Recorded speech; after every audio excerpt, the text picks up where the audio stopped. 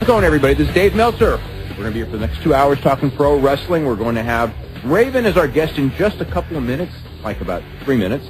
And, of course, Bryan Alvarez is here as well, and we'll be here for 2 hours, as we are every Sunday night, talking pro wrestling. And we're actually going head-to-head with the WWA pay-per-view, so... Uh-oh. Yep, you didn't know that, did you? Huh? Are you going to watch that show? No. Oh, If somebody's kind enough to send me a tape, I will review it, but I'm not spending any money on it. Okay. Well, you had an interesting week this week. Yes, I did. Yes, you went to Portland for the TV tapings, and there weren't any. To make a very long story short, the commission in Oregon has a set of rules we've talked about a million times on this show, basically that everybody needs to be licensed and blood tests and drug tests and all that good stuff. But the loophole is that any shows that run in Oregon that do not charge admission can run with unlicensed performers. And there's shows that run unlicensed every single week. And basically, the idea was that, and I think Frank Culbertson, the guy at WB that's in charge, basically went to the commission and asked if we run this as a TV show, will we have to, use licensed performers and that sort of thing. And they said no. And the State Attorney General's office on Thursday at 3:30 p.m., while I was on the road from Seattle to Portland, decided that that was not the case and shut the show down, sent a cease and desist order. So we all got there and had nothing to do and went right back home. So that must have been a nice drive. It was. But hopefully everything will be ironed out and they'll tape again this Thursday. But as of right now, I actually know nothing, so we'll see. Yeah. Anyway, any thoughts on SmackDown? Did you watch SmackDown yet? Yeah. What did you think? I enjoyed it, and I sat there and all I could think throughout the show was, all of you people that are booing The Rock now are going to be very sad someday because he's going to be gone and he's not going to return.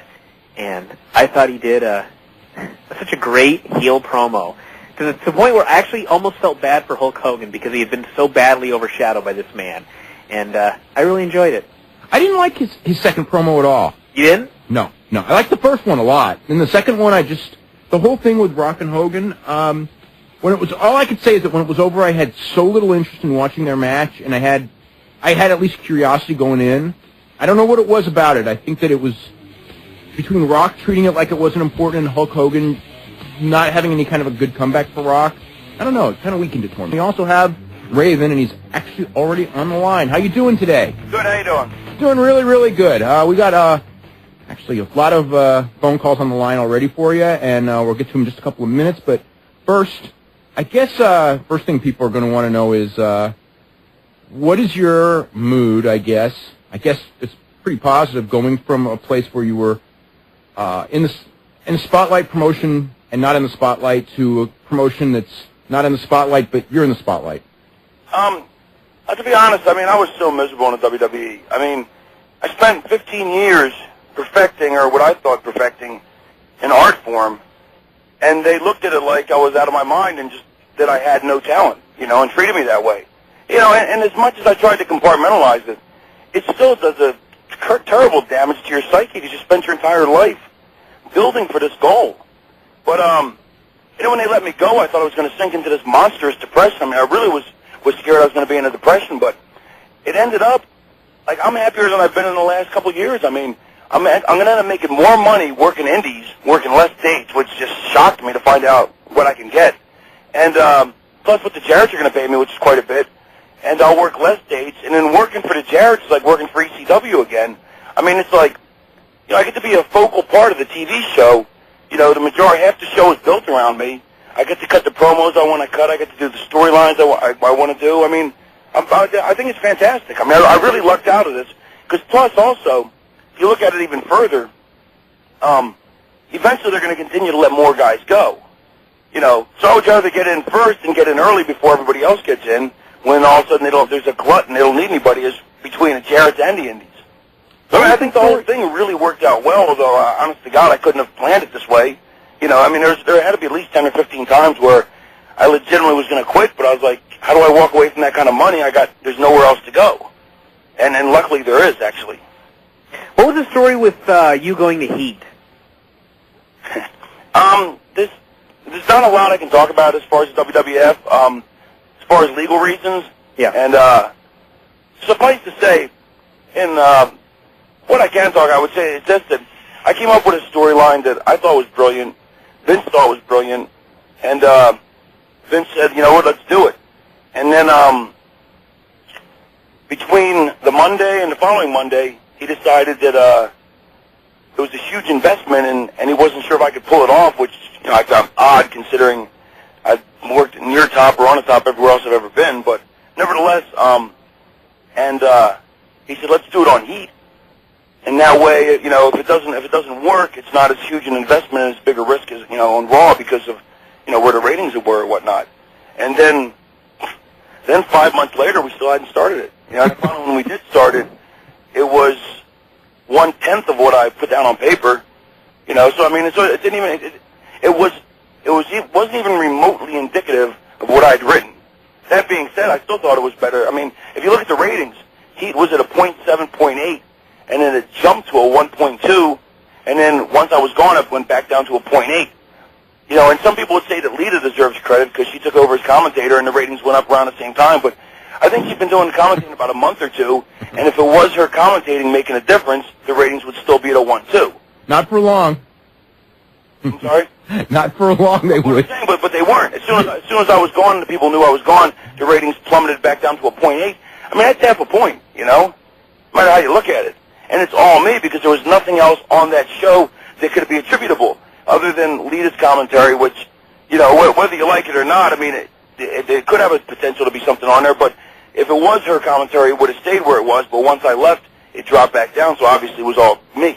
Were you at all expecting to be let go at the time, or as far as that goes, like in the months leading up to it, because there's always, Yeah, absolutely. In December, right around Christmas time, I thought I was going to be let go. Did you? Okay. But then I was convinced that I wasn't. So then it came as a real shock when I was. Because I was surprised, and usually those things on the wall, but then they assured me I wasn't, and then they did.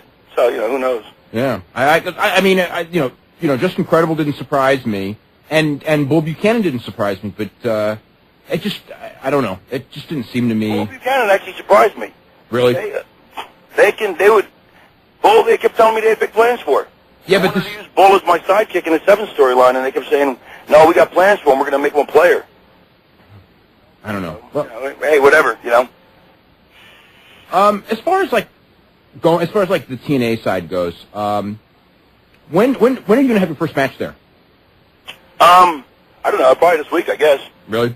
I mean, here's the thing. I mean, I don't think it's a necessity that I rush right into a match. I don't think I should not wrestle. I mean, I think whatever the storylines, whatever lends itself. I mean, it just happened that the first week, the thing at the end of the show. The next week, it just didn't lend itself to a match. And last week, it just, the way the show was formatted, it didn't lend itself either. I mean, it's not on anybody's thing trying to keep me from having a match or me going, I don't want to wrestle. I mean, I just think it's one of those things. But, looking at the big picture, I'm planning on being there for a long time. So, if you do want to see me wrestle, I mean, I'm sure you'll see it soon. If you don't, well, then you've lucked out. Now, do you know, I mean, you're going to be working with, it looks like Jeff Jarrett and AJ Styles. What's your thoughts? Because I know that, like, AJ Styles, originally, you were not that high on AJ Styles if we go back, say, 6-9 months ago, and from what I gather, I guess you pretty much are now. Yeah, well, I mean, here's the thing. AJ had a tryout, and in Cincinnati. I mean, I talked about this the other day, and I was like, this is the AJ Styles I heard so much about. I really wasn't very impressed because they said, look, no flying. We want to see if you can actually work, And by not being able to do a quote-unquote X-Division style match, he was really handcuffed, and his work really wasn't very good, Now, that being said, his X-Division stuff is phenomenal, you know what I mean? It's off the charts. But that doesn't lend itself to drawing money. And as much as everybody, the insiders and everybody says, oh, you got a X-Division, that's the money, that's the money. I mean, wrestling has always been about talking to people in the seats. It's about the promos, and his promos have definitely improved because the stuff I saw that day didn't impress me at all in Cincinnati. But, his stuff on the mic here has been a lot better. He has a lot of charisma, a lot of stuff. He brings a lot more to the table that he didn't bring in Cincinnati, whether he was nervous or whatever, or whether being hamstrung by not being able to do his thing, throw off his game, or just the fact that, which I think is what it is he's improved working with the Jarretts. I just think his work's improved, and his whole package is improved, and it's something completely different. I mean, He came in there as this redheaded, opie-looking kid, you know, with no build. Now he's got a nice little build to him. He changed the hair color so it doesn't look like Howdy Doody. I mean, you know, he's brought a package to him as before where it was just, you know, a guy that could do high spots. And when you took away the high spots, there wasn't anything there. How much, you know, it is interesting, how much, if you go in there, and a lot of people who go into WWE, except for the young guys, a lot of them have been successful at other places elsewhere, and you go in and for whatever reason they decide that they don't want to use you, or you know, as far as that goes, I mean, the same thing could be said for WCW a couple of years ago, because there were a lot of really talented guys in WCW that never really got much of a push. What does that do? I mean, because I think I've seen guys that have kind of self-destructed and never fully recovered from, you know, kind of like, I don't know if it's the loss of ego or, you know where I'm going with this? Yeah, absolutely. I mean, I guess, yeah, but, I mean, I also think that a lot of these people that were supposed to be so good really weren't that good. You know, I'll give it, well, let me think of an example that doesn't bury anybody that's going to hurt their feelings, I know. You know, there's a lot of people that were supposedly this fantastic, unbelievable, I can't believe you can't get them. I'll give you an example. When Sabu first came on the scene, right, Sabu was touted as, oh my God, this is the greatest worker of all time. 5-star matches, 5-star matches. You know, and he couldn't work a lick. And then by the time he became a better worker and he worked smarter and got the people more involved in his match, everyone decided he couldn't work anymore and he was just, you know, that his best days were behind him and that he was only a 2-star match. You know, sometimes what the so-called smart fan sees, you know, you got to be careful what you give them because they think they want something sometimes, and sometimes they really don't. And sometimes they see something that they're not looking at the big picture. I mean, they're not looking at the grand scheme of things. I mean, good matches aren't quite enough. You know, charisma's not quite enough. There's a whole lot of things that play into it, and certainly talking, because if you can't talk the people into the seats, you can't get them in there. It's always been promo-driven business. And you can look back and, I mean, talk to any old-timer, talk to anybody ever, but it's the promos that talk the people into the seats. But there's a certain type of promo, because you and I have talked about this before. A lot of the promos that are being done, even by people who are good talkers, are not those kind of promos that talk people into the seats, but they're just extemporaneous speeches looking for a punchline that when I watch them, I think that they're like a waste of... I almost get frustrated by them because I'm thinking like, you know, you're talking and you have a good delivery, but you're not talking about anything that gets anyone excited. You're trying to build to a punchline. Right. Well, there's two types of promos. I mean, there's a money-drawn promo that's going to put an ass in a seat, and then there's a promo to entertain. I think they have both their places on the show because not every storyline is designed to sell tickets. There's a main event match or a main event or a couple main event storylines that are designed to be your focal point, and the rest is designed to be filler. But you need that. It's like icing on a cake. You need a card top to bottom, which I think the WWE is lacking. They got a card on top, but they got no middle. They got no middle class, no bourgeoisie, if you will. But you know, so I think, like, I'll give you an example. Edge and Christian's promos. I thought they were phenomenally entertaining. You know, and they weren't going to put any asses in seats, but they were great mid-card promos when they were a mid-card tag team. But that's all they were there for. That was their position on the card. It's what worked for them at that level. When you move on to the next level, then you got to change your game. But unfortunately, people don't know how to change their game because you have writers that don't understand wrestling, which is its own strange animal. You know, they're writing TV show promos. And I still don't get this whole thing where these guys are writing for friends and whatnot, which supposedly some of them were. Why would you leave writing for friends to write for the WWE? You know, Bryan is now doing something that you did very early in your career because he's working for Portland Wrestling. Ah, I love Portland Wrestling. Yeah, and there's a guy in... I got to work. There's honest to God, not to cut you off, but that's what's missing today, no matter what anybody says. But, man, I worked minimum 6 nights a week, and usually 7. I'd say usually 6. And every third or fourth week, 7.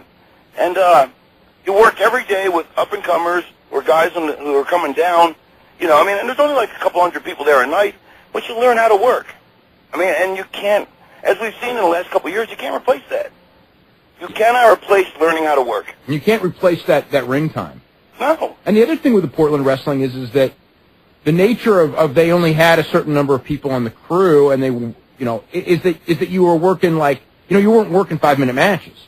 No, we worked like, we went at least 15 every night. Yeah. You know, I mean, but there was a lot of stalling and gaga, but I mean, to me, But there's an art to learning that too. Yeah, that's what it's only stalling if you don't know how to do it right, or if you don't do it well, or if you're not entertaining, which is what killed stalling. I mean, it became called stalling in rest holds when guys stopped working holds and guys started, taking way too long, before they did their match because they didn't want to work because they got lazy, which is understandable, but it's a different day now. People are paying for a different product, and you got to give it to them. But to me, I think you can spend 5-10 minutes doing a bunch of gaga if you're Jerry the King Lawler. If you're not, you can't. I mean, people need to know their limitations and what their skill levels are, and unfortunately, most people don't. We're going to start going to the phone calls. We're going to start with. Let me say one other thing before we go to the phone calls. Okay. As if anything else, I mean, if I was a bigger celebrity, I'd be on on David Letterman or something like that. I'd have something to plug. So I have to, now that I'm on a smaller scale, I have to plug my stuff coming up. Okay. I am doing indies. Besides doing the Jarrett's every Wednesday, I do indies. And if you need to get a hold of me, if you're a promoter or whatever, call RF Video, Rob Feinstein, and let me find Feinstein's number. I know I got it somewhere. 215 something. Yeah, 215, here it is, 215-353-8455. Call Feinstein. He's taking care of all my bookings for me. He's a little slow, but he's a hell of a guy. And they'll probably try and sell you some videotapes, which are damn good. Yeah, because I'm pretty much booked solid for the next couple months, but there's still some holes in the booking, and it's unbelievable that I'm going to make more money doing less. I mean, it just blows my mind, and it's great, Now, are you going to go on any overseas trips? I don't think I'm going to need to. Mm-hmm. Why bother if I don't have to? It's like last night. I mean, but then there's still the, it's like last night I worked the show, and I don't know, just to say how different the business has changed. Sabu was supposed to be there, but I guess they couldn't make it because of the weather. They had to cancel, and the promoter didn't tell the people before the show, right? And so I'm going on last, and right before I go out there, the promoter goes, the announcer comes out and says, Sabu's not going to be here, and the people were pretty pissed. And I said something. I said, I said to him, I said, look, I'm sorry, Sabu, and so it wasn't I wasn't scheduled to do it, but I said, look, I'm sorry Sabu's not here. I'm going to try and give you the best match I can to make up for it, though. I didn't know he wasn't coming, and people were in the back going, oh, what a great babyface move, you saved the show, and I'm like, I didn't really do it for that reason. I did it because, which is so bizarre, I did it because it's not fair to the fans. And when I got in this business, they were all to be looked at as marks, and let's con the people, and, they're stupid. And it's not that way anymore, which I'm glad. And honestly, I really felt that way. But it's kind of cool how for years, I was a bit of a, I don't know if I can say the word, but I was a bit of a dick, to the fans, which I feel bad about. But that's the way I was brought into the business. And in hindsight, they're the people paying my way. So I don't know. It's funny how the business has changed so 180 degrees from when I came in. I had a question. How are those two tough enough guys that worked the two shows with you? The one kid, Jonah, it was his first match ever. And then he looked okay. I only watched part of it. I had to go over some stuff in the back, and I had to stretch. When you get older, you got to stretch. I remember when I didn't have to use the stretch, but. And then the other kid, he looked okay too. He doesn't look like the Howdy Doody kid anymore either. He looks like he got his hair cut like a normal, like cool style. It's kind of spiky. And the people were with it. They were entertained. It's kind of funny. People, I really think people could do much more business nowadays on indies if they promote them than they could years ago, because it's like, you go to these small towns in the middle of nowhere, and they're a couple hours from any major market, so they're never going to see pro wrestling, yet pro wrestling is now transcended, and it's not like 10, 15, 20 years ago where it was, where it was a closet sport. Now it's part of the mainstream, part of the vernacular. And, and it was like, and I saw a totally different breed of fan who, even though they knew these guys were, unknowns and whatnot, they just wanted to be entertained by some wrestling matches as opposed to just wanting to see stars. You know what I mean? Mm-hmm. Like that wrestling has now come to the point where it's like going to the movies. Maybe you want to go see a movie, and there's nothing good playing, but you'll go anyway, whatever. You know what I mean? It's become part of the lexicon as opposed to just it's either the big show or nothing. Let's go to Ed in San Antonio. Ed, you're on with Raven. Hey guys, Raven, I'm a big fan of yours. The first time I ever saw you was back in the Global Wrestling Federation. I used to love it when you would do a color commentary with Eddie Gilbert. That was a really good time. I enjoyed that. Yeah, I thought you guys were once again, I couldn't get in the big two then. Yeah, I have the weirdest luck with the With the big two. Big one. My question that I have for you is, I've read stuff and heard stories that you were one of the major partiers of all time in wrestling, but I know that you've gotten cleaned up since then. And my question I have for you is, what went into that decision to where you went from partying all the time to cleaning up your act and stuff? Well, I mean, there was always the specter of death looming on the horizon. But I honestly, I didn't, I didn't see it coming for me. But and I wasn't, I wasn't that concerned about that so much as one day I actually stopped to figure out how much, like, what my daily dose, of narcotic intake was.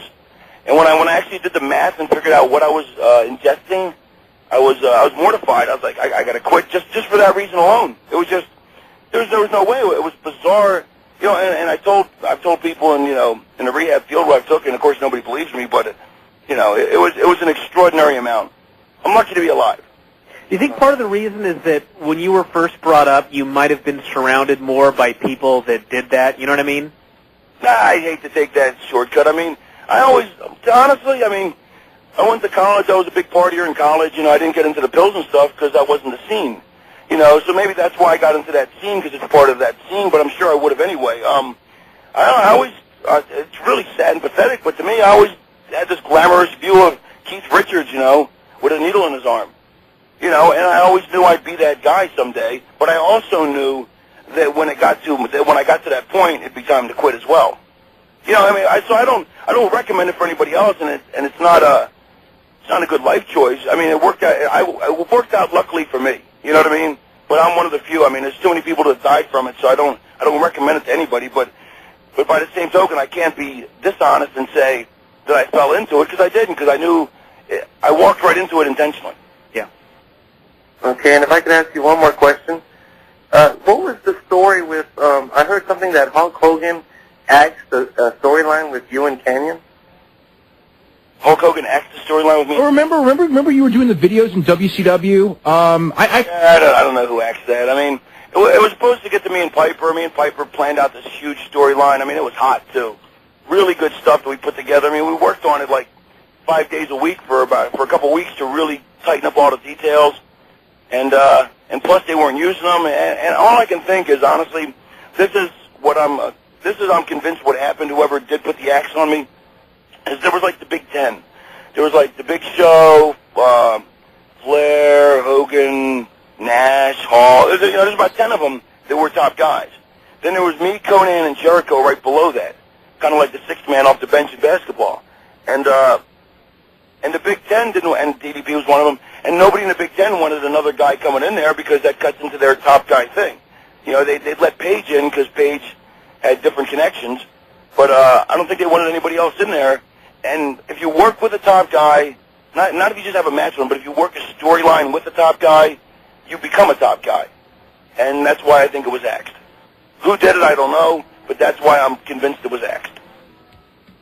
What kind of coverage you get with this show? We're on all over the country, and we're on in, I think it's 177 countries on the American Forces Radio Network. It sounds like Radio WWF we used to do. I actually remember that. That was hilarious. Yeah. We're going to go to Charleston, West Virginia, and Mel. Mel, what's happening? Oh, guys, how are you this evening? Doing really good. Raven, I want to tell you, first of all, I'm a huge fan of yours. Thank you. And I think the WWE is the classic example of there's none so blind as he who will not see. It is their loss that you are gone from the company. Thank you. And I wish you all the luck in the world. I think anybody who gets you working for them, whether it's the Jarretts on a long-term basis or one of the indie feds, just go in and work a few shows. I think they're getting somebody that's going to bring a lot to the table. I think you have a lot to offer. I really do. Thank you. I've watched your matches, and I've seen things in them that I remember a hell of a lot more than some of the people that the WWE crams down our throats on a weekly basis. Well, it's a story. You got to tell a story, and, it's a simple story, but you have to be creative, and most people aren't very creative. They see somebody else do something, so they do the same thing instead of putting your own particular twist or spin or whatever on it. Well, in that direction, since you have both worked in the ring and worked on the creative end of things, do you see yourself ever making the transition into the creative end of the wrestling business, or when you're ready to get out of the in-ring thing, is it going to be like, that's it, I'm done, I'm going to walk away from it altogether? That's it, I'm done. I have no interest in being on the creative side. I enjoy kibitzing with my friends. I enjoy, like when I was in ECW, I enjoyed coming up with stuff to add to my thing. If I thought of something, go, oh, this is pretty cool. If I thought of something for somebody else, like when I made up the Dudley's gimmick, or whatever it is. But it's not something I want to actually do. It would take away the fun of it. And then once it becomes a job, then I no longer want to do it. And also, as far as like you know, the WWF is actually Vince has already mentioned to me about. Well, this is before they let me go, but had talked about using me as a writer, and I just couldn't see doing it for another reason. Is like I don't like my ideas being overruled. I don't mind my ideas being changed and added to, and if they're not any good, I don't mind it being kiboshed. But I couldn't stand to see something that I know is good be taken and discarded because of somebody's whim or somebody's fancy. If I know it's good, like that's the one thing, Paulie. Didn't matter who came up with it. If somebody came up with something good, Paulie's like, you know what, we can use that. You know, he might tweak it, might make it better. But I'd hate to see something like some of the stuff I've come up with and submitted to them. They just look at it like I got two heads and throw it away, and I'm just thinking, you know, I could never do that. It's not something. I like to be a performer. I don't want to ever stop performing, and whatever I do after wrestling will be in the performing field. So I don't want to be behind the camera. That's I get too big an ego. There you go. Yeah. Okay. Okay, we're going to go to Jonathan in Savannah, Georgia. Jonathan, what's going on? Not much. What's going on, Dave? Yeah, not too much. I had a couple questions for you. My first one, I have a question for Raven, but my first, comment was I thought that Jericho did a good job of carrying Steiner on Raw to a passable match, considering what I had heard about Tripp's match with him at the pay-per-view. Well, it was much better than that. But also, you know, one of the things in that was just that, you know, this difference between Scott Steiner working 7 minutes and working whatever it was in the pay-per-view, like 18 or something. But my first question was... It's also the difference of Jericho. Yeah. Yeah. You have to think about carrying a mobile guy. Jericho can make anybody look good.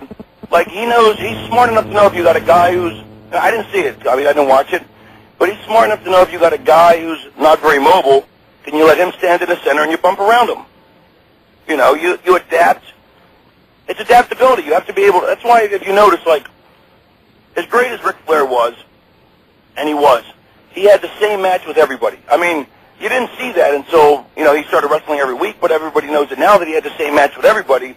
But, of course, but on a sidebar, no one will ever take away the fact that he did it. He'd go 45 minutes for 20, 30 years every night. I mean, no one will ever touch that. There'll never be anybody who can do that. I don't know how he did it. But that being said, you know, he'd have the same match every night. I always try, and I know Jericho does too, is we adapt to our opponents. Like if I'm wrestling Steiner, I'm going to work his style. If I'm wrestling Hurricane, I'm going to wrestle his style. If I wrestle Stevie Richards, I'm going to wrestle his style. So you see a different match every time. My influence will be in there, but I'm going to work their style, so it's ensured that it's going to be a different match than if I make them conform to mine, as Rick always did. Okay. But I don't want to sound like I'm bashing Rick, because, I mean, what he did is absolutely phenomenal. I mean, no one will ever... I mean, like I said to him before I left, I said to him, I said, you got to be Superman. I go, how did you wrestle 45 minutes a night, 7 days a week for 20 years? I don't know how anybody... You mean physically hold up? That's what I'm saying, physically hold up. I don't know how he did it. I don't know how he did it without, like, you know, breaking every bone in his body and ruining every joint. And it wasn't like he was and Andy had to travel by himself. Like, people forget that not only is the ring that brutal wrestling, I mean, it's also hard to ring back then, but the travel. I mean, you get in a car, you fly, you're banged up. We're big guys. Even the smallest guy is a big guy. There's no room in coach seats. You know, and so you're squished in there. Then you got to drive, and at least when you fly with the boys, you got your buddies with you. But I guess when he was world champion, he was traveling alone, which makes it even more remarkable what he did. Yeah. It was just, it's unbelievable. I mean, it's like Lou Gehrig, you know. Anything else? Lou Gehrig. You know, getting Lou Gehrig's disease. You think he'd have seen that coming, huh? Thank you. I'll be here all week. Okay, Jonathan, anything else? Yeah, I had a question about if you caught Confidential last night and what Bob Holly had to say about the whole... I caught it, yeah.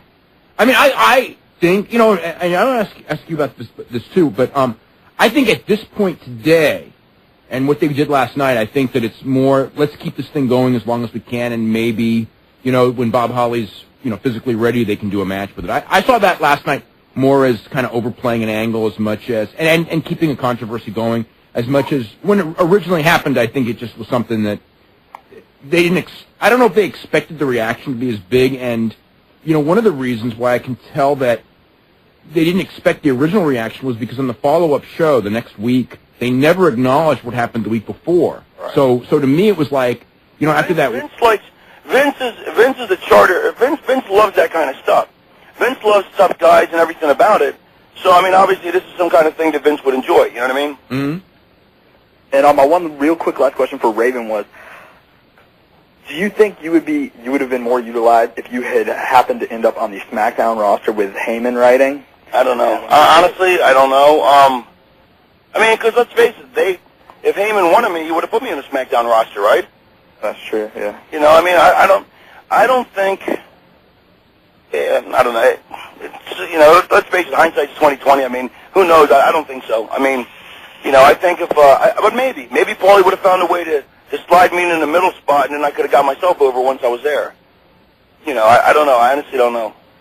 You were talking a little bit earlier about wrestlers writing their own stuff as opposed to writers scripting interviews for them. Right. Can you talk any more about that, or is that another WWF thing? No. That's another thing that, man, back in the day, not only did you have to be able to cut a promo, but you had to be able to write your own promos. So all the guys like Dusty and the great promo guys were writing their own stuff, which would have made it a lot easier on me in the WWE if they didn't have writers, because then half the guys that cut promos wouldn't be cutting promos, and they would have needed guys to talk, which is me. You know what I mean? That being said, I think you need to have your own input on your promos. I always liked when they said, here's what Paulie would say, look, here's the point I need you to get across. Here's the bullet points. Get these in. Put these in your Raven style. You know what I mean? But Paulie actually knew the character so well, he could write my promos for me. If I didn't feel like doing it, or I was lazy, or I was filled up, or whatever. I think certain writers, I think Brian Gewirtz, for all his faults as a wrestling writer, writes great rock promos, and whatever, I've seen them collaborate before, and they got each other, and they know the voice of the Rock combined, and they do a great job with it. That's very entertaining. So are Edge and Christians. I don't want to say anything else about Gewirtz, because I don't want to get off on a subject, but I do think they need people who understand wrestling, writing wrestling programs. Well, as far as like the long-term week by week, not just like scripting and entertaining promo. Right. I mean, the one thing. I don't think Gewirtz understands a money promo. Yeah. I don't think he understands it, and I don't think he understands I don't think he understands episodic storylines. TV shows are written episodically, but not really. I mean, it's not. There's no elements that are dragged from episode to episode per se, except maybe there's one like the Ross and Rachel thing. Yeah, for 8 years. You know what I mean? But it's, for the most part, they just write a self-contained episode. But the goal. See, the thing is, the goal. Wrestling's not like that. The goal of a wrestling show is that you have to create things to make people buy pay-per-view, which is totally different from every single thing else on television. And the other thing is that when it comes to writing wrestling, I don't think that unless you're a fan for a certain number of years, and I mean a lot of years, that you can really understand it. Because if you're in the business, you can understand it. Because I don't agree with that either. I don't think a lot of guys in the business understand it. I don't think a lot of smart marks understand. I don't think a lot of internet or newsletter guys get it either. I think what happens is they get an inkling of it, but unless you've had somebody teach you, or unless you've studied like there's no, and even if you do study, you're still not going to get things. Put it this way, you could read all the books you want, but unless you have a teacher to help you with it, you're not going to learn as effectively. And if I wouldn't have had the brains I had to pick, and a lot of them weren't trying to help me, I just kept picking their brain, and made them help me, So I think a lot of people miss the boat. I don't think it's just, I think a lot of the boys even get it, because they grew up watching after the business had changed. Yeah. So what people this is what I always say. This is the best way to make an analogy. I watch indie guys, and I go, they look like somebody who saw somebody do some stuff on TV, and they said they wanted to do that. Like, they look like somebody who's acting like somebody they saw on TV, as opposed to wrestling because they understand what the hell they're doing. Which I can completely relate to. I mean, when I started in Portland, I was I was real tight with the booker at the time. We used to ride together, and I I was like, oh, I want to be in a cage match. I've never been in a cage match. He goes, well, we're not just going to put you in one. He goes, why? Let's make a reason. I go, well, because of this. He goes, all right, but then what do you do the next week? I go, I don't know. Well, come back when you think of that. And he taught me to think linearly, you know, and he taught me to think episodically. He taught me to think linear. Taught me to think how one thing leads to another. And so often, guys in sheets and smart marks, they're not looking at the big picture. They're looking like, okay, here's a good example. Ron Killings, tremendous on the microphone. Ring work isn't quite ready yet. He's not ready to be the guy carrying the ball. He's going to be someday, but he's not yet. But all the sheets were like, man, they got to put the belt on Killings. God, he's ready. He's ready. I never said that. Well, everybody else did. It was all over. I thought it was too early. But I think the whole deal with them is that it wasn't so much putting the belt on Killings at that point as much as not getting the belt off Shamrock. Right, but then they're like, and then when they put him on him right away, they were like, oh, finally, they're smart. Then 3 weeks later, they're like, oh, he's not ready for it. That was a dumb idea. Yeah. Because they're not looking at the big picture. You know, they're not seeing all the disparate elements that weigh into this, and it gets so frustrating sometimes because you look at the internet or something, and people will be saying this, and you're like, oh, you just don't get it. You know, and I hate to throw this on you, Dave, but just as an example, because this always sticks in my head, always stuck in my craw. But when I first came out with the Raven character, instead of giving it an opportunity to develop, the very first week he goes, it looks like a baby Undertaker. Yeah. And I was like, what? I was like, give me 3 weeks, give me 4 weeks, let me show you what I got. Let's look at the big picture. It's not, and I proved you wrong, but I mean, I wasn't doing it for that reason, and I don't mean to put you on the spot. All I'm saying is that there's an example of people making flash judgments, making snap opinions without letting things develop, although I also say this, on the other hand, the way the business has been for the last couple of years doesn't lend a lot of faith to waiting for the big picture. So, I do understand that. Dave, let me say this, though. Since I did heal on you before we went to the break, let me put you over a sec. Okay. I'm very impressed. Like, I hate to see anybody die, especially like the Sheik or Mr. Wrestling, but the amount of info that you put forth in the bios is just fascinating. I mean, to me, it's fascinating to read because I love our business dumps on history. They've completely, acted like the past doesn't exist for so many years, that the fact you're able to gather so much information, to me, I love reading stuff like I hate to see anybody die, but I love reading, this angle did this, and they did this business. I mean, to me, I think you did a phenomenal job with it, and to me, it's fascinating. And it's so sad to see the Sheik, or Gorgeous, not Gorgeous, I don't know why I keep saying it, the Sheik or Tim Woods? Tim Woods pass away, Well, with the Sheik, when I started doing the research on him and talking to people, that was actually one of the most fascinating characters I've ever written about. Yeah, absolutely. I mean, just because... It's the hardest to get info on because of that. Yeah. Well, in some ways, but I mean, as far as he had an aura about him that very, very few people in wrestling ever had. Especially with fans. I mean, it was I had no idea he was such a good guy.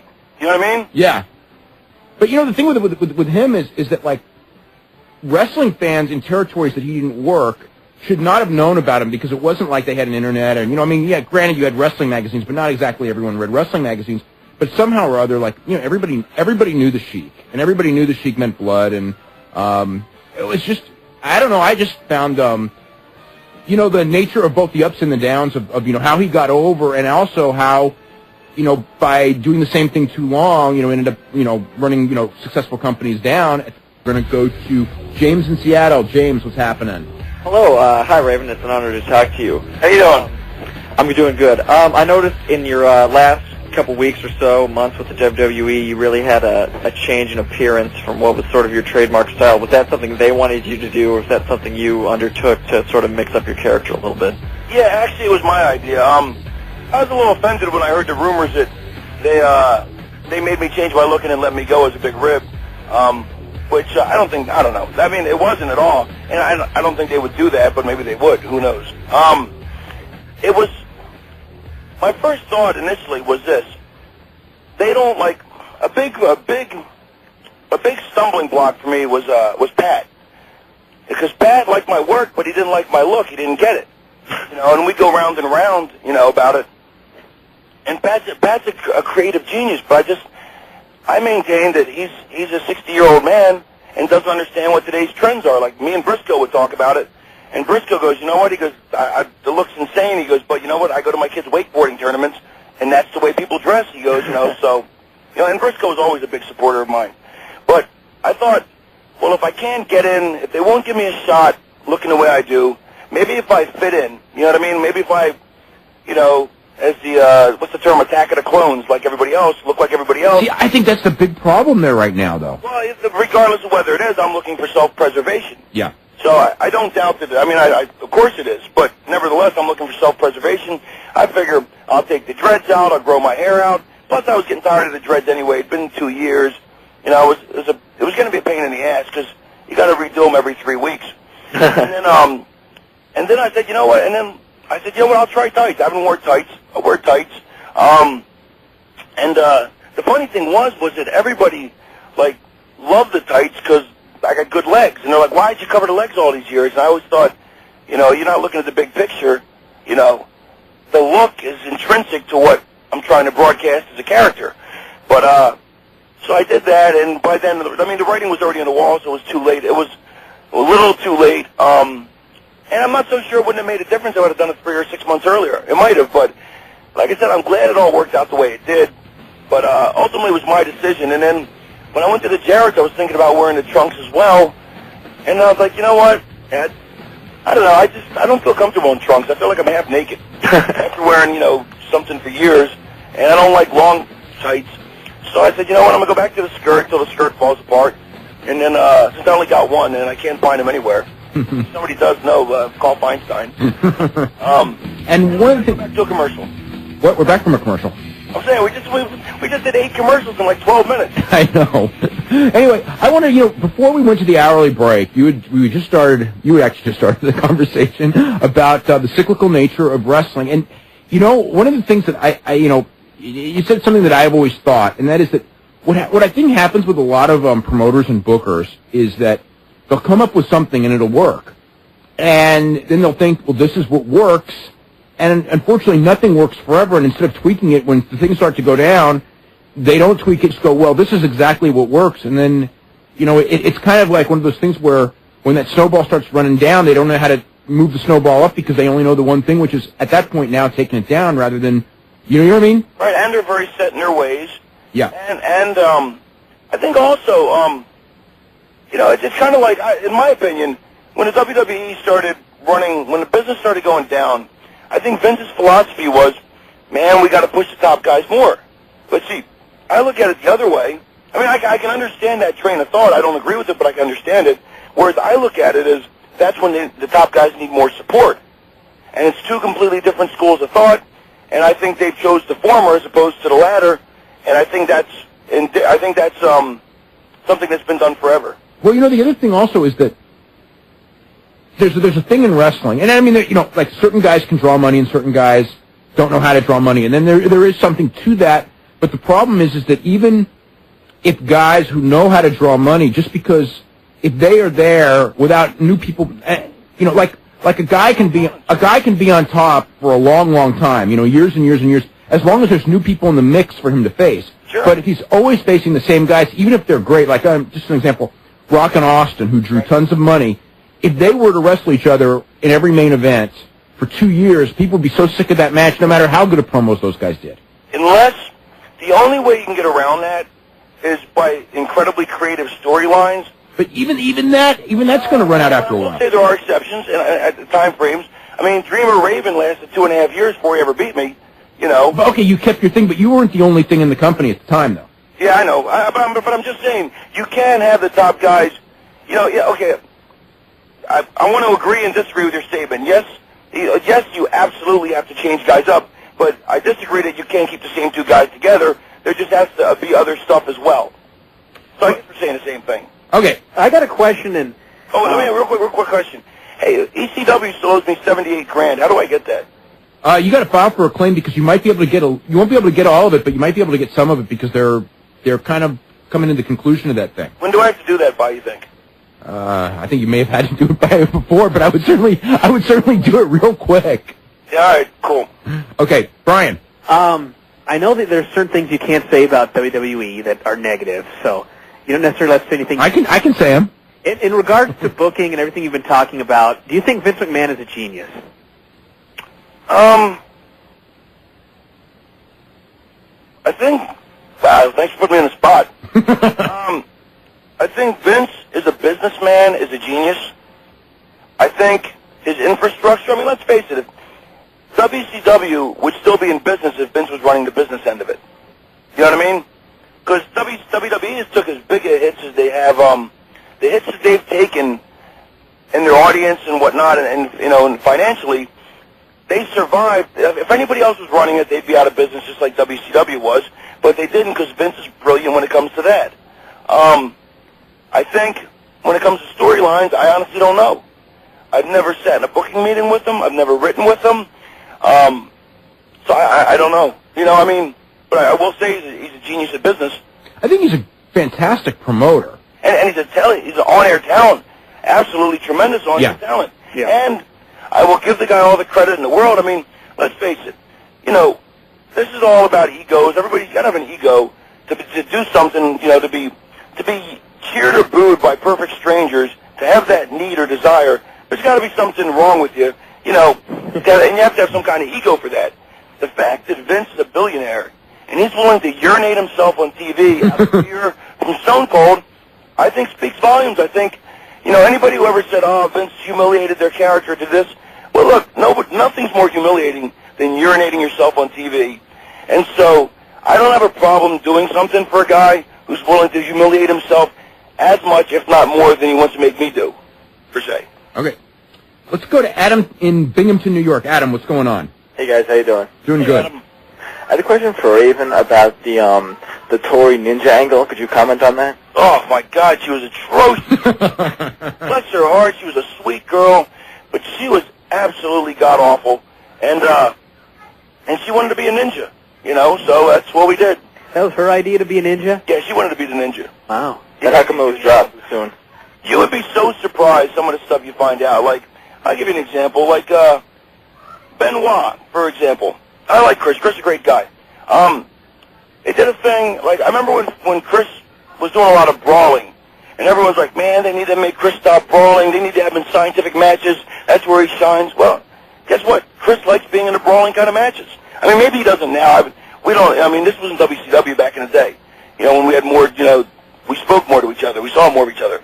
But he liked that kind of style. He liked the brawling style more than the scientific, yet all the fans were like, oh, man, they're missing a boat. Make him work scientific. That's what he needs to be doing. You guys are screwing him. Actually, I think he needs to be doing both. Right, but I'm just saying, but at the time, I don't know what he likes now, you know what I mean? Yeah. But at the time, he liked that. Like the Disco Inferno. Everyone's like, man, he needs to stop doing that goofy act. They need to stop making him do it. He likes being goofy. I mean, it's not that somebody's making Disco be goofy. Disco likes being goofy. That's just who he is, you know? Right, and also, you had a match on Raw a few months back with Jerry Lawler in Memphis, and it had like that count-out finish. You recall that? Yeah, absolutely. Apparently Lawler wrote about that in his book. Yeah, apparently he healed on me in his book, the bastard. Yeah, he did. Yeah, well, let me tell you what really happened. I love Lawler. I'm as big a Lawler mark as they get. That was the day I approached Vince with my 7 storyline idea. And I said, Vince, I know what it was. They had me on commentary, and Vince had told Bryan, the writer, before they could do something with me, he was going to have to talk to me. So I went to Vince, and he said, look, it's a disconnect. He goes, I hear you talking. You sound like this really intelligent guy, but then you look like a freak, and it's a complete disconnect. So I tried to sell him, you know, the whole thing. I said, look, you know, Kurt Cobain would, you know, and not that I believe I'm Kurt Cobain or anything, and he's been dead 10 years, but just for an example. You know, his songs were they were very hard to figure out, but I mean, you could get a sense of them. But if you did an interview with him, he made perfect sense. So I thought, everybody has this dual personality. You know, people have a schizophrenic nature. I didn't think it was a problem, but he did. So I said, well, look, you know, I'd like to be the character. I don't want to commentate. I will if you want me to. And he goes, well, what ideas do you have for the character? And I laid out my 7 storyline, and he loved it. I mean, actually, it was bowled over. Like, I was really, like, I mean, it really made me feel good that it was so good that he actually, at that point, was like, maybe I should put you on a writing staff. You know, so I felt really good about myself. And he goes, you know what? We're going to have you get beat by Lawler tonight. You know what? We're going to have you quit on heat. And then, instead of getting beat by Lawler, you're going to walk and take the count out. It's all him. I would never politic not to lose to Jerry, especially in Memphis. But So then I got to go to the road agent, or to the agent, which is Briscoe's, always been in my corner, and say, look, here's the deal. You know, I'll put Lawler in a heartbeat. I feel really stupid saying this, but Vince said he wanted me to take the count out. I don't want to go against Vince's wishes, you know, after I just had this really good talk with him. So Jerry's like, look, he goes, not that I don't trust you, but let me double check. If it's true, we'll you know, I'll tell the king. So he double checked, went to found out that I was telling the truth, and told the king. And then the funny thing is, the reason I'm really surprised that the king was upset about that was then after that, me and the king, like, he was totally cool about it with me and him were discussing it, and I told him everything that happened, and then he even suggested I go, what do you want me to say on the commentary to but I think it was the same show, I think it was the same show where I also had to bury him on the commentary. Yeah, it was, where you were like saying like all you do is talk about puppies, you don't talk about the wrestling. Yeah. That was all his stuff. He gave it to me. He said the line about his ex-wives or something. All the boys like, man, I can't believe he said that about the king. He gave it to me. So I never had any indication that he was hot whatsoever. And when I found out about this, I was really bummed out. I mean, you know, it hurt my feelings, and it bummed me out. But it bummed me out more that he thought I would do that. But I can also understand why he would, being in this business. But I didn't. You know, I'm a huge King Mark. Always have been, always will. Also, I guess you can't comment on Triple H and his influence over booking at all, or can you? No, I can't. Okay, I can. What do you want to know? I want Raven's perspective on it, you know, because he's been there and seen it and all, but I guess he just can't talk about it. I'm not going to pressure him or anything. I can't talk about it. Yeah. Okay. All right, thanks a lot, guys. Okay, you're very welcome. I'm going to Cherry Hill, New Jersey, and Mark. Cherry Hill. Mark, what's up? Hey, how are you guys doing? Doing great.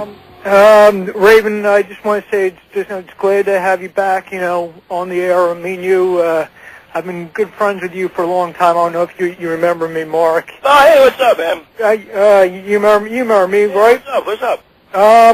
Just glad to have you back, and glad that you're doing well and everything. Glad that, you know, yeah, you put, you know, like you were alluding to before, your past demons aside, and now I guess I'm going to have to order the NWA TNA every Wednesday night. Yeah, I think the show's getting better. I mean, I enjoyed the last couple shows. You know, apparently the Sheets didn't, but I enjoyed it. And you're going to be in town Saturday night, correct? You're working for Meanie? Yes, I'll be working for the Blue Meanie on Saturday. Okay, I hope to see you at the show then, if possible. See you there, man. All right, man. Okay, let's go to Justin in Oil City, Pennsylvania. Justin, what's going on? Hey, guys. Raven, I heard you on an Observer Live from February 2000, and you were just, you know, raving about WWF Creative because they were going really good. They were at that time. They were. If you notice, Vince Russo, it's still, everything he put into place was still playing out. Mm-hmm. Well, okay, so 6 months later you get there, and then 6 months later the bottom starts to fall out. And I'm not trying to get you to bury anybody, but at what point could you, you know, tell it was starting to go down and they've really lost something? I know Sean Waltman on Observer Live mentioned the XFL took a toll on everybody. Yeah, absolutely. I think there's a lot of factors, you know. I think the XFL, I think it's all the usual things that you think it is. You know what I mean? Yep. And anything more, I mean, I think it would take me 20 minutes to elaborate on everything, and then I'd probably have to get into some stuff I'd rather not talk about. All right, I understand. One angle that you saw and you thought, uh-oh, this is the beginning of the end, because we sort of saw that with, like, Kurt Angle, Hunter and Stephanie, Kurt Angle, Hunter and Stephanie. Yeah, the love triangle that just ended with the most horrible ending, and we thought, oh boy. I think there was at least, you know what though, we got used to it. I mean, that seemed to occur on a regular basis at some point. You know, the alliance, I mean, there's a lot of stuff. I mean, but you know, there's always other factors that factor into things. So, you know, nothing's as black and white as you think. And but that being said, I mean, I'd rather really not go into any depth into this. Okay, well, then while you were there, you did have some highlights. What was your favorite thing you did there? I don't know if it was the ECW deal in Atlanta or some of the hardcore stuff you did with Rhino or Crash Holly. Crash Holly. I loved that. Yeah, very entertaining. One of my favorite people to watch. Yeah. Just even when he's doing nothing, he's entertaining. He's just a goofy little bastard. Yeah, probably the Rhino match at the whatever pay-per-view it was, which I think is the greatest hardcore match there's ever been. And many people think so too. And then, but I think, like, if you go back and look, and this sounds really vain and egotistical, but there was about 5 or 6 of them that I would put as the top 5 or 6 after that. One day I would Crash, Al Snow, and I forget who else. I mean, because I put a lot of creative thought into those things. I didn't just had a run on Raw where it was like right after you won the hardcore title, and every week it was something different. Yeah, I wanted to make those things special. And in fact, that's how I won Vince over, because apparently I came in with some heat with Vince, and they threw me in the hardcore division, and then I got over, and Vince was actually, that's how I won Vince over. But I mean, it didn't last, I guess. But I would say that was probably one of the 5 best matches I've ever been in, was the Rhino pay-per-view match. And then some of the other ones, I mean, those are damn good hardcore matches. I mean, entertaining, there was something for everybody, they were creative. Me and Crash took a crossbody into the Zamboni pit, filled with sludge. I mean, just entertaining stuff that, I'm very proud of for being creative enough to think of. My favorite one was where you and Al Snow went behind the ramp, and then the pyro went off, and they put the camera back in. You guys were both lying there dead. Yeah, I mean, the creative stuff. We came up with a lot of great stuff that I thought was entertaining as hell. And we'd always be in that position where they'd cut us for time for something more valuable. And so I was doing 7-minute matches in like 3 minutes sometimes. And that's how I got over with Briscoe, because he'd always be like, man, can you do it in 3.5? And I would.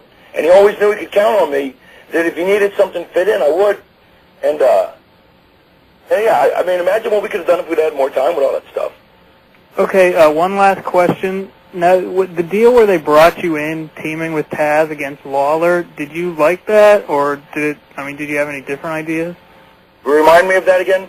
You debuted, like, teaming up with Taz in a program against Lawler to start. I guess if you don't remember, it must not have been that good. No, I mean, a lot of stuff, you would be surprised. Like, I mean, when I got into business, and I talked to old-timers, I'd bring up stuff. Oh, my God. I know where you're going with this. And you remember their programs better than they do. Shocked. They could not remember these great things that were so intrinsic to my childhood.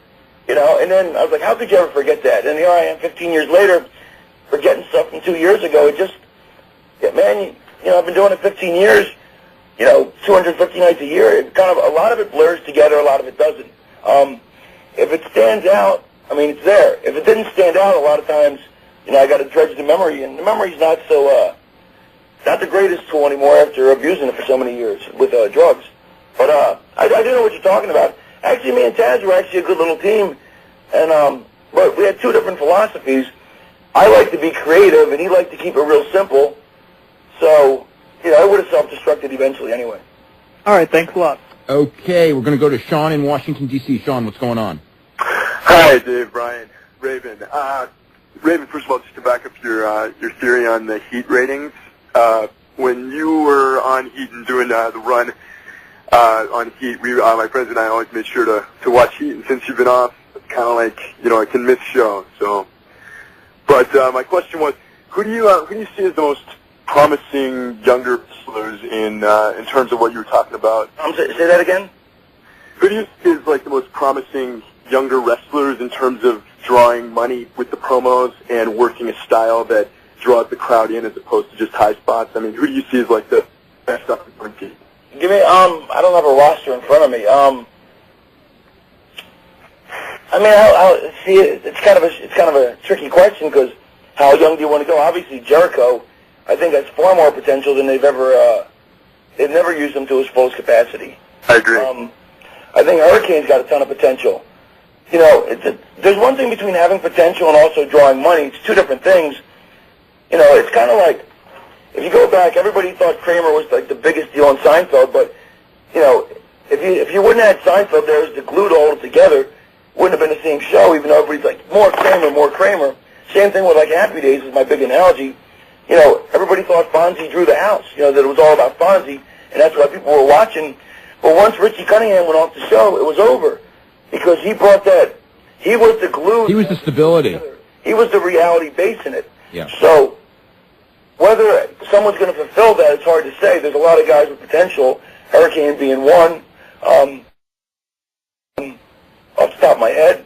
But whether they'll actually get there is a whole other thing, because whether they can take the next step, whether the office lets them take the next step, there's a lot of factors. Like Ron Killings, promos are already there. and he's got that money-drawn pro. He's got the ability to talk somebody into the seats. When his ring work comes up to the same level, it's going to be phenomenal, you know? Yeah, and so who else are you looking forward to working with in TNA? AJ Styles, actually. Yeah. I think he's got a ton of potential. I think the things I can teach him and the match we can have, because I'll have a match more along his style. So I think that's going to be really good. And Jeff, of course. Right. Well, great. It's been great talking to you. Cool. Okay, we'll get one more call in, and then we're going to have to let Raven go. We'll go to Mike in Long Island. Mike, what's going on? Hey, how you doing, Dave? Doing really good. Raven just brought up Happy Days before, about when he was talking about Richie Cunningham left. Now, if somebody did that on Raw, or Vince Russo said that on TNA, you'd say outdated reference. You know what I mean?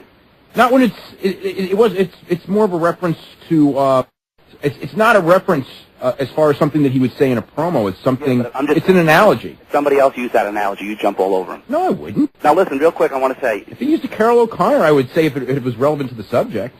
Listen, you've been saying in your newsletter, and I've been reading on the internet, everybody's like, Shawn Michaels, they're pushing him like he's a great wrestler.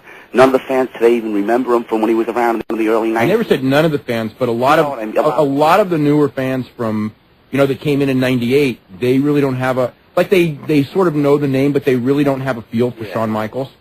And you're saying he's just a skinny guy or whatever with a bad haircut. Then you go in your newsletter and say, yeah, Benoit got a big pop in Canada. I never said that he was a skinny. I have made fun of his haircut. You're right about that, though. Can't play later. Let me know. Go with me on this. Before I go. Okay. I have made fun of his haircut, though. Okay. You're right. And then you say the fans really don't remember him. And then you wrote in your newsletter. I didn't say the fans don't remember. Actually, I've said that a lot of fans don't have a understanding of him. Okay. He was before their time. All right. Okay. Then you say in your newsletter that Chris Benoit was wrestling in Canada or something, and he got a big pop because people remember him from Stampede. That's 15 years ago. They don't know Shawn Michaels from 6 or 7 years ago. No, they know him from being a local guy. When he was wrestling in Edmonton, I believe, or Saskatoon, when I made that reference. And they do feel that he has a tie to the local culture. Can I get one more question for me, and you guys can argue later? Okay. Go ahead. He doesn't have a question for me. He wants to argue with you. Okay, no question. Okay. Give me another caller. Okay, let's go to Greg in Buffalo. Greg, what's going on? Hey, guys. How you doing? Doing really good. Hey, Dave, listen, you have to get Raven on again because he is a really good guest. I think he ranks right up there with Tom Zink. I think he's a lot better than Tom Zink. I really do. Tom Zink was really great the first couple of times, but he didn't have the staying power in my mind. Right. My question for all of you guys is, first of all, for Raven, I was at the November to Remember back in '99 where you came back. Why was that main event cut so short? It seemed like a pay-per-view match. Dreamer? It was an extremely short main event because I remember some of the other ones, like the Anarchy Rules main event with RVD. You mean the show in Queens? This was the one at the Flickinger Center out in Buffalo. The first one you came back to was Return of the Sandman. I'm sorry, Return of the Sandman. That was the one. My first one back was in Queens where I helped Dreamer win the tag belts. Right. I'm sorry. With the pay-per-view though, why was the main event of 6-man cut so short? Because I don't remember what it was. You're gonna have to refresh my memory. It was you, Sandman, and I think it was Dreamer against Just Incredible, Landstorm, and Rhino. I couldn't even tell you. I don't remember. Nothing stood out about it. I don't remember anything about it. Okay. I have to see a tape. Every company that's in wrestling, the one thing that I realized is that, with the exception of Noah, which is basically maybe a little bit above where it was a year ago, but not greatly above, every other company is in worse shape now than it was a year ago. And maybe UFC. UFC may be above it as well. But everybody else, even like Pride and K1, which in December I would have said are way above it, they're really not. Yeah. So, not very... All that talk about cyclical business may have something to do with, whatever we're talking about. Now the whole world's in a down cycle. Yeah, but you know what? You know what's funny is about cyclical business is that when WCW went down, WWF was booming. Yeah. And, when WCW went, so it's like, that was incompetence. I mean, there's cyclical, there is the cyclical theory. And then if you look at wrestling historically, it does hold up. But what I think is what we talked about earlier, that guys kind of get, like promoters kind of get kind of get in this thing of comfort zone, so to speak, or, this idea works, so we're going to keep working this idea, and then you work the idea till it doesn't work anymore, and you think... And then everyone around the world copies the stuff that doesn't work anymore. Well, that's why it goes down. Well, one of the problems is that people that copy don't differentiate between what works and what doesn't work. They copy the bad stuff as well as the good stuff. Anyway, we're going to go back to Greg in Buffalo. Greg, what's going on? Hey, guys. Okay. I have a question. I recall watching a Vince McMahon interview. Maybe it was on like a Raw from I'd say the late 90s, or in the interview he said how in the mid 80s, right after Ted Turner, right after he bought the Atlanta Braves, he invited Vince down to watch a game, had him in the skybox, and supposedly he said to him that you need to sell to me now. He tried to buy him out, right? Is that true? I think it's exaggerated. Okay. I do know that Ted Turner did, because wrestling was doing such big numbers on his station. Ted Turner did want to own a wrestling company. Okay, now let's say this. Because he made an offer. Him and Watts were going to go into a partnership. Right. But it ended up falling apart before it ever went anywhere. Was that with the UWF or no? Yeah, with the UWF. Right. Now my question is, let's say, this is purely hypothetical. Let's say he did. Let's say Vince did sell to him, and he took over from the operations of the then World Wrestling Federation. Now, they would never get along, and Vince wouldn't sell. So it's hard for me to imagine what would happen because, right? It's like Vince, because of who his father was. Right. The last thing Vince is ever going to do, he's never going to sell that company because he wants his kids to have it. Right. Well, let's just say that he did. I know it's hard to assume, but would you think since it was his people who ran WCW into the ground, do you think that would also be run to the ground? Then it would maybe spread, or it would sort of evolve into the territories again. See, the thing with the problem with the territories is the territories were never coming back as long as you had national cable. Right. That's what killed the territories. It was an inevitability. I mean, there were people. I mean, Terry Funk knew probably in '75 that the territories were all doomed because that's when he sold. He sold territory to Murdoch and Mulligan. Right. I mean, they knew it. I tell you, when he knew it was when they had the Spanish International Network, which was they used to have wrestling from Los Angeles, and when the Spanish International Network had a station that hit Amarillo. I remember Roddy Piper mentioned something like that in his autobiography. Yeah, Terry. Yeah, well, he was working for the LA promotion, and Terry Funk was a fantastic heel in Los Angeles doing a racial gimmick where he would against Chavo Guerrero, where he would and whoever else was there, where he would insult Mexicans in the worst way possible. Right. And in Amarillo, of course, which was heavily Mexican American population. Right. The Funks were heroes to the Mexicans. They teamed with Ricky Romero and the whole bit. And he realized that when those people in his territory started seeing him playing heel elsewhere, that eventually it was going to be real bad. And so he needed, he knew what was happening, and he knew that the Amarillo territory couldn't survive it. And none of the territories would have been able to. It doesn't matter it doesn't matter whether it had been Vern Gagne or Vince McMahon or Ole Anderson that had gone national, or Ted Turner or Bill Watts. Inevitably somebody was going to, and inevitably either that person, but the territories were going to die against someone who went national. The only question is if that person went national, wouldn't have self-destructed as well, if they didn't get NBC and they didn't have Hulk Hogan. And that's the question that I don't really have an answer. It's been, I think some of them might have made it, and some of them might not have. Right. My other question is, I always read the Tom Zink column on his website, and needless to say, it's always a laugh. How, from his years in the ring and all that stuff, with some of, the allegations he makes, I won't say to who or about what, but how dead on do you think he is? It depends on what you mean. I mean, he's dead on about some things, and other things, I don't know. Right. I don't know that he is on some things. He is dead on, though. When he talks on the stuff I think that has to do with his own personal experience, I think he's pretty accurate. Right, but what about what's happening with the current product and stuff like that? With I haven't read a lot of his stuff, but I mean, as far as I don't think that Tom Zink is alone in thinking that there's a lot of problems with the current product. Right, and with the wrestlers themselves probably, or who knows. But another question I have is my last one. Of all the autobiographies that are out there now, which one do you think is the best to read out of all of them? Foley, Dynamite Kid, and Luthez. Are there any I'm missing, Brian?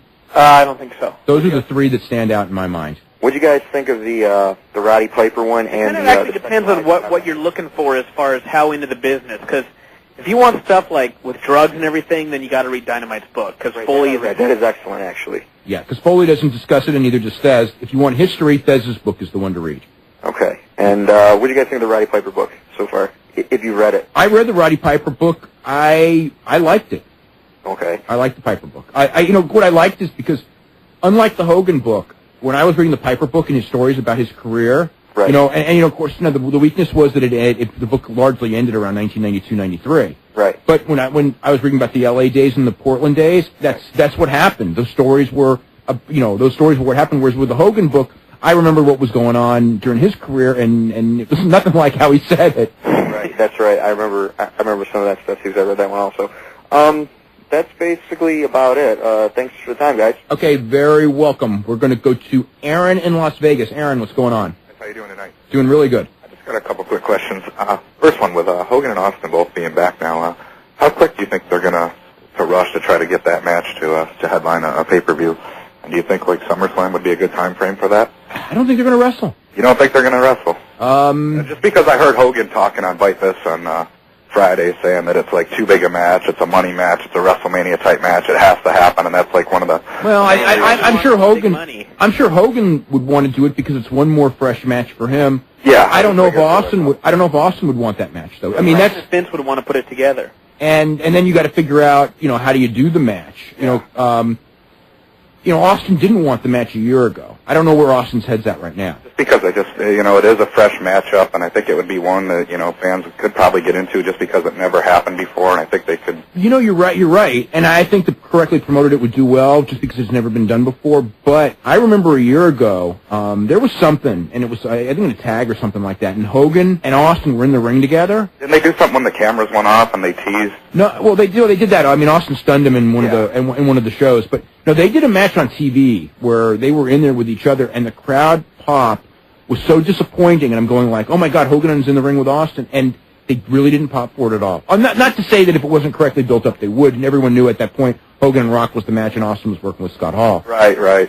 So, I mean, I think that it's a money match if Austin wants to do it. Yeah, that's what he was saying at Bite This, that it's, definitely, one of the big matches that he's got left on the agenda. I wouldn't do it now, though, in this run. I would, if I was Hogan, I would do the matches he's doing, and I would go home for a long time and then come back and do that match. The other thing I wanted to ask was about Kevin Nash, where, it doesn't look like there's a clear-cut favorite to be Triple H's opponent for a title match at WrestleMania.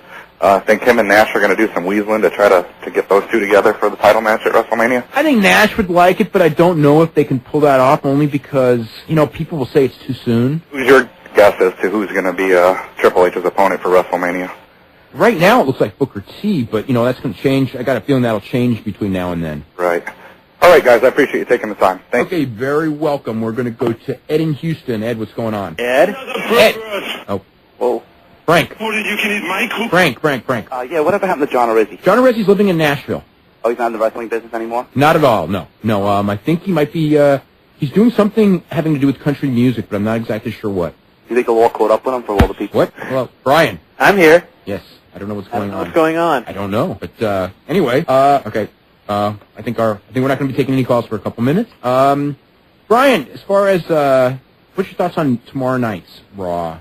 I mean, where do you think they're going with that? I have no idea. I'm going to be interested to see what they do with Goldust, because really that's the only thing I remember from last week was the electrocution, and thinking that he was going to kill himself in his hotel room and wondering what this company was doing. So I guess we'll see. Not too bad. How are you? Doing really good. Okay, I've got a question. Actually, I had a question about books, but the guy a few minutes ago actually asked it for me. But anyways, I have a question about WWE and what they're doing in terms of the brand extension, in terms of roster movements.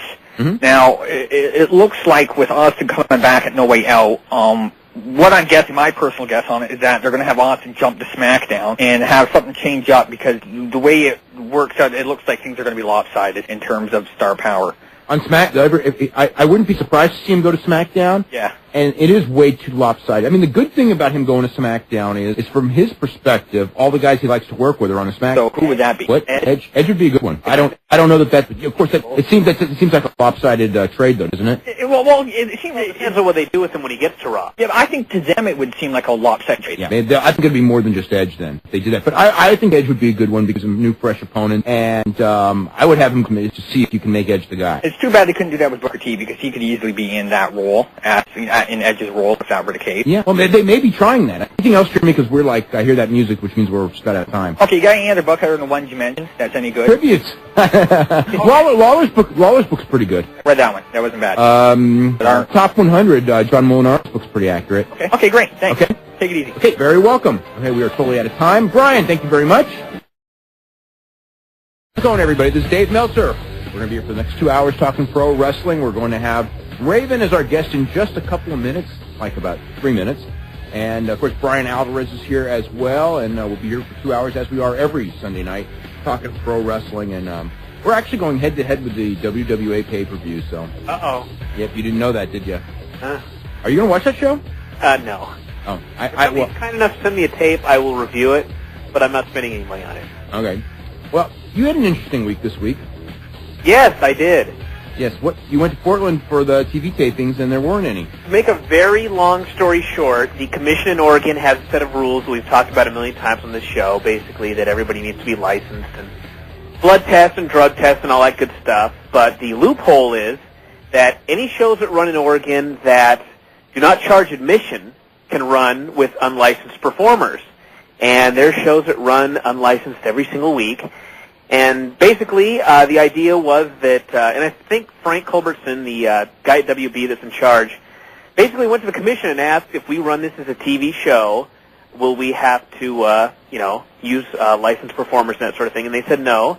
And the State Attorney General's office on Thursday at 3:30 p.m., while I was on the road from Seattle to Portland, decided that that was not the case and shut the show down, sent a cease and desist order. So we all got there and had nothing to do and went right back home. So that must have been a nice drive. It was. But hopefully everything will be ironed out and they'll tape again this Thursday. But as of right now, I actually know nothing, so we'll see. Yeah. Anyway, any thoughts on SmackDown? Did you watch SmackDown yet? Yeah. What did you think? I enjoyed it, and I sat there and all I could think throughout the show was, all of you people that are booing The Rock now are going to be very sad someday because he's going to be gone and he's not going to return. And I thought he did such a great heel promo to the point where I actually almost felt bad for Hulk Hogan because he had been so badly overshadowed by this man. And I really enjoyed it. I didn't like his second promo at all. You didn't? No. I liked the first one a lot. And the second one, the whole thing with Rock and Hogan, all I could say is that when it was over, I had so little interest in watching their match, and I had at least curiosity going in. I don't know what it was about it. I think that it was between Rock treating it like it wasn't important and Hulk Hogan not having any kind of a good comeback for Rock. I don't know. It kind of weakened it for me. We also have Raven, and he's actually already on the line. How you doing today? Good. How you doing? Doing really, really good. We got actually a lot of phone calls on the line already for you, and we'll get to them in just a couple of minutes. But first, I guess first thing people are going to want to know is what is your mood, I guess it's pretty positive going from a place where you were in the spotlight promotion and not in the spotlight to a promotion that's not in the spotlight, but you're in the spotlight.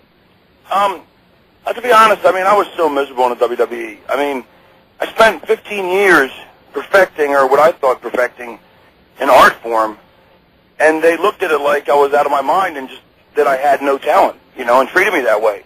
And as much as I tried to compartmentalize it, it still does a terrible damage to your psyche because you spent your entire life building for this goal. But, when they let me go, I thought I was going to sink into this monstrous depression. I really was... And Bull Buchanan didn't surprise me, but I don't know. It just didn't seem to me... Bull Buchanan actually surprised me. Really? They kept telling me they had big plans for it. Yeah, but to use Bull as my sidekick in the 7 storyline, and they kept saying, no, we got plans for him, we're going to make him a player. I don't know. Well, hey, whatever, As far as, going as far as like the TNA side goes, when are you going to have your first match there? I don't know, probably this week, I guess. Really? I mean, here's the thing. I mean, I don't think it's a necessity that I rush right into a match. I don't think I should not wrestle. I mean, I think whatever the storylines, you know, whatever lends itself. I mean, it just happened that the first week, you know, the thing at the end of the show. The next week, it just didn't lend itself to a match. And last week, it just, the way the show was formatted, it didn't lend itself either. I mean, it's not on anybody's thing trying to keep me from having a match or me going, I don't want to wrestle. I mean, I just think it's one of those things. But, you know, looking at the big picture, I'm planning on being there for a long time. So, you know, if you do want to see me wrestle, I mean, I'm sure you'll see it soon. If you don't, well, then you've lucked out. Now, do you know, I mean, you're going to be working with, it looks like Jeff Jarrett and AJ Styles. What's your thoughts? Because I know that, like, AJ Styles, originally, you were not that high on AJ Styles if we go back, say, 6-9 months ago, and from what I gather, I guess you pretty much are now. Yeah, well, I mean, here's the thing. AJ had a tryout, and for the in Cincinnati. I mean, I talked about this the other day, and I was like, this is the AJ Styles I heard so much about. I really wasn't very impressed because they said, look, no flying. We want to see if you can actually work. You know, Garrett, I was going to be in a depression, but it ended up, like, I'm happier than I've been in the last couple of years. I mean, I'm going to end up making more money working indies, working less dates, which just shocked me to find out what I can get. And plus what the Jarretts are going to pay me, which is quite a bit. And I'll work less dates. And then working for the Jarretts is like working for ECW again. I mean, it's like, you know, I get to be a focal part of the TV show. You know, the majority, half the show is built around me. I get to cut the promos I want to cut. I get to do the storylines I want to do. I mean, I think it's fantastic. I mean, I really lucked out of this. Because plus also, if you look at it even further, eventually they're going to continue to let more guys go. You know, so I would rather get in first and get in early before everybody else gets in, when all of a sudden there's a glut and they don't need anybody as between the Jarretts and the Indies. So I mean, I think the whole thing really worked out well, although, honest to God, I couldn't have planned it this way. You know, I mean, there had to be at least 10 or 15 times where I legitimately was going to quit, but I was like, how do I walk away from that kind of money? There's nowhere else to go. And luckily there is, actually. What was the story with you going to Heat? There's not a lot I can talk about as far as the WWF, as far as legal reasons. Yeah. And suffice to say, in what I can talk, I would say is just that I came up with a storyline that I thought was brilliant. Vince thought was brilliant, and Vince said, you know what, let's do it. And then between the Monday and the following Monday, he decided that it was a huge investment, and he wasn't sure if I could pull it off, which, you know, I found odd considering I've worked near top or on the top everywhere else I've ever been. But nevertheless, he said, let's do it on Heat. And that way, you know, if it doesn't work, it's not as huge an investment and as big a risk as, you know, on Raw because of, you know, where the ratings were and whatnot. And then 5 months later, we still hadn't started it. You know, when we did start it, it was 1/10 of what I put down on paper. You know, so I mean, it didn't even. It wasn't even remotely indicative of what I'd written. That being said, I still thought it was better. I mean, if you look at the ratings, Heat was at a 0.7.8, and then it jumped to a 1.2, and then once I was gone, it went back down to a 0.8. You know, and some people would say that Lita deserves credit because she took over as commentator and the ratings went up around the same time, but I think she's been doing commentating about a month or two, and if it was her commentating making a difference, the ratings would still be at a 1.2. Not for long. I'm sorry? Not for long, they would. But they weren't. As soon as I was gone and the people knew I was gone, the ratings plummeted back down to a 0.8. I mean, that's half a point, you know, no matter how you look at it. And it's all me because there was nothing else on that show that could be attributable other than Lita's commentary, which, you know, whether you like it or not, I mean, it could have a potential to be something on there, but if it was her commentary, it would have stayed where it was, but once I left, it dropped back down, so obviously it was all me. Were you at all expecting to be let go at the time, or as far as that goes, like in the months leading up to it, because there's always, Yeah, absolutely. In December, right around Christmas time, I thought I was going to be let go. Did you? Okay. But then I was convinced that I wasn't. So then it came as a real shock when I was. Because I was surprised, you know, and usually those things on the wall, but then they assured me I wasn't, you know, and then they did. So, you know, who knows? Yeah, I mean, you know, just incredible didn't surprise me.